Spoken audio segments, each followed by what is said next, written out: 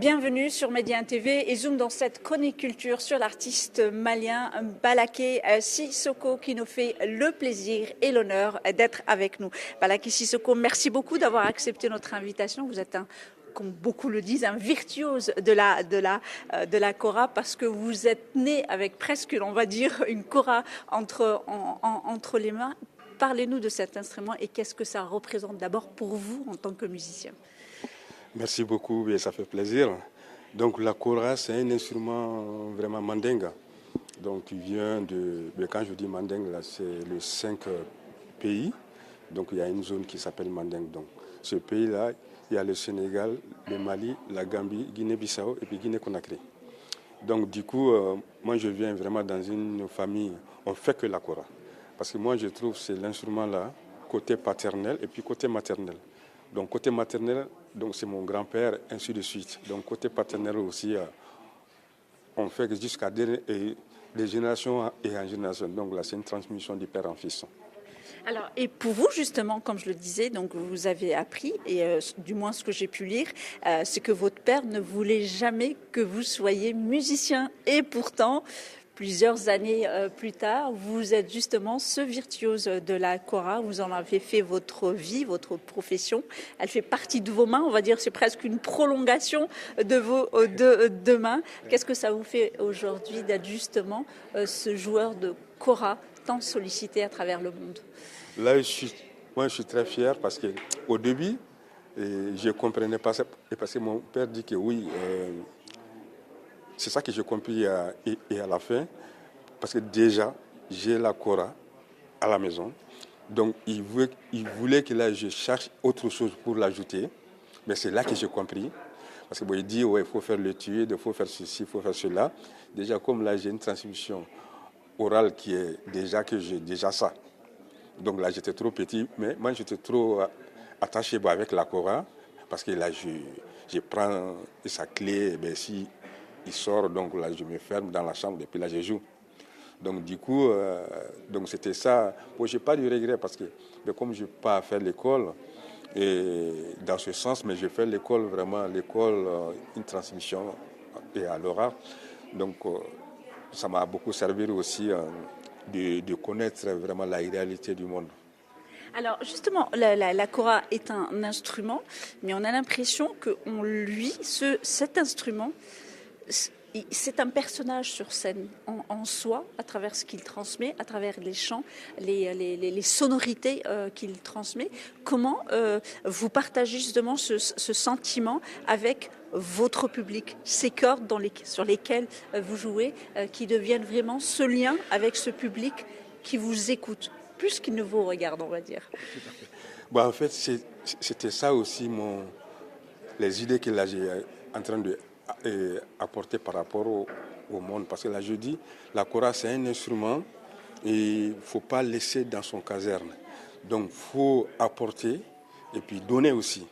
Donc, et montrer toute la possibilité. Et ça dépend des jeunes parce que l'instrument est très généreux, et beaucoup de choses en commun avec d'autres familles musicales. Bon, quand on dit les canons, oud, la guitare, violoncelle et puis le piano, donc notre génération, on a essayé de coordonner, montrer aussi la valeur. Mais c'est vrai, c'est un instrument traditionnel, mais quand même, ça dépend des joueurs ou la personne qui l'utilise. Donc, affection que moi j'ai. Donc là, je fais pas mal d'expériences. Donc c'est l'affection. Donc c'est ça que là, je apporte aussi pour changer l'échange culturel, l'échange d'esprit. Il y a tout ce truc dedans, une collectivité musicale dans les deux sens. Alors, Balaké Sissoko, justement, on lit la kora, justement, au chant griot. Comment on peut expliquer, approcher justement ce sentiment à nos publics marocains? Quel est le lien entre le griot et la kora? Ouais. Bon, et les griots, c'est une caste qui est très ancienne. Donc, on peut être griot sans être musicien. on peut être musicien non griot et sans adresser la parole. Parce qu'il y a des paroliers, il y a des musiciens. Donc le cas, il s'appelle griot. Donc il y a la mélodie, il y a des conseils aussi, parce que le griot, on est là. C'est ça que là je dis à Fès ici, c'est une ville très importante et spirituelle. Donc nous, on regarde, on l'écoute. Donc on a des trucs à transmettre. Donc on est mieux placé pour ça. Alors, Balaké Sissoko, la kora est un instrument de musique, mais qu'est-ce qui fait que la kora a cette particularité d'être cet instrument qui touche l'âme, qui est si spirituel? Quand on écoute de la kora, vraiment, on essaie d'entrer dedans, dans cette musique si profonde, si ancienne, parce que c'est aussi des chants et c'est de la musique ancestrale. Qu'est-ce qui fait la particularité de kora qui rend cet instrument si particulier? Donc c'est particulier là, c'est très important la question. C'est un instrument, mais c'est comme à nos côtés, donc c'est des musiques classiques. Donc il y a dans les familles royales et consorts, donc là c'est pas trop fort. Donc on joue, là tu peux t'exprimer sans être ennuyé. Donc là, il y a une sensation, donc ça vient du cœur, donc ça ne dérange pas. Donc il est très bien placé pour apporter des conseils. Voilà. Même moi, quand je joue, avec le public, là, je sens tout de suite. Donc là, je essaie de communiquer sans parler.